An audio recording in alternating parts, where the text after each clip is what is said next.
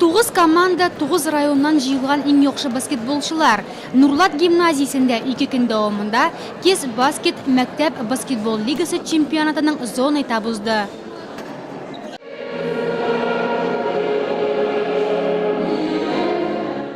Ознақай, Лениногорск, Ютазы, Бөгілме, Баулы, Мүслим, Шермішен, Әлмәт. Бәйгеге район мәктәпләрінің сойлап алу турында жиңу яулаған ең көчле баскетбол командалары жиылды.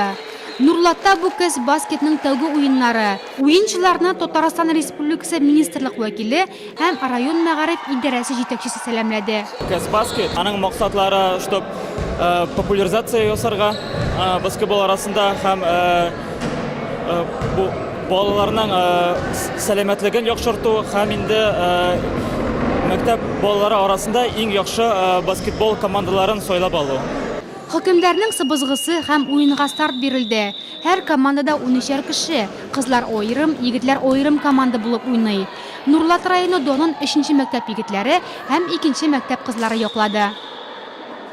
Мында килгәннәр бөтен кишле команда республикадан. Без кичле тур әзерләндек. Без китеп калабыз, кичле борьба һәм күрсәтергә иң яхшы результат. Кез баскет проектының популярлыгы елдан-ел арта. Быел ул 10нчы тапкыр уздырыла. Уенчыларның җитдилеге йөзләренә чыккан. Һәр очко өчен каты көрәш бара. Чемпионатның зона этабында җиңү яулаган команда финалга чыга.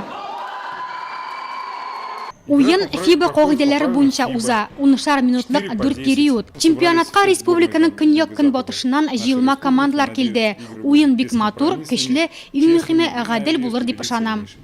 Бор осталыкларын биреп уйнасалар да, Нурлат егетләре җиңүчеләр пьедесталына менә алмады. Оның каравы кызлар 3нче урынга лаек булды. Уенның лидерлары дип Лениногорск кызлары һәм Әлмәт егетләре командасы табылды.